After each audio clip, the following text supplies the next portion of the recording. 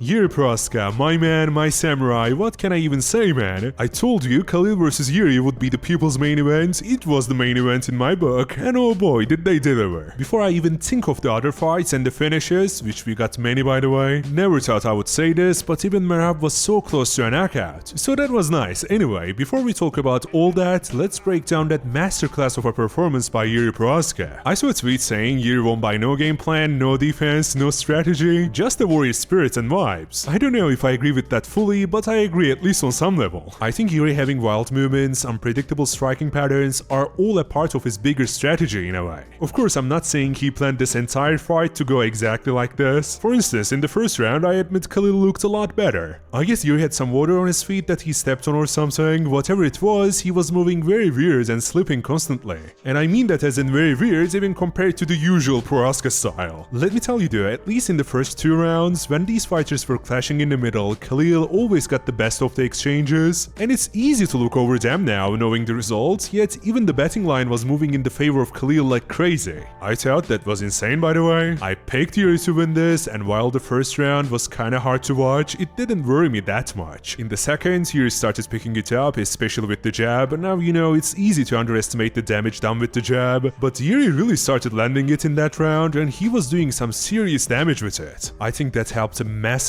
in terms of getting his groove back in a sense, which was super important going into the third because he was pretty much down 2-0 still. Now, for the first two rounds, I really have to praise Khalil with his accuracy and overall superior technique. However, it may sound crazy, but I feel like Jiri needed to feel him out, wear him out a little, so that he can do what he did in the end. Oh man, I'm still soaking it in. Jiri put a beating on Khalil. It truly felt like it kept going for like an entire round. Jiri, my man, just kept throwing knees, punches, elbows. He got hit back a couple times. There was this one big elbow by Khalil in response to Jiri's strike. Still, Jiri looked like he was fully in control, and I just knew he was getting the finish no matter what. I'm not even kidding, this may be the fight of the year. Maybe because I'm a big Jiri fan, it may be one of the best fights for me, period. The finishing sequence looked very similar to what Jiri did to Rakic, if you recall. Like I'm telling you, once this dude gets you in that slugfest, wild exchanges, it's just over for you. He clinches, goes back to striking, then boom, he throws you around. If he can't do that, he's landing elbows, throws in some knees in there for good measure. It's beyond crazy in a good way. Not gonna lie to you, I'm just a little surprised how Khalil went out cold. Like even against Pereira, he just took a knee after a big body shot, and everyone was rightfully saying, look how tough this guy is. I agree with that fully. I guess it just goes to show how Jiri's style can tire and wear people out. Honestly, I don't even know what else to say, man. I feel like the performance the samurai displayed today speaks for itself. And he's definitely the next for the title. I don't want to hear any arguments regarding that whatsoever, okay?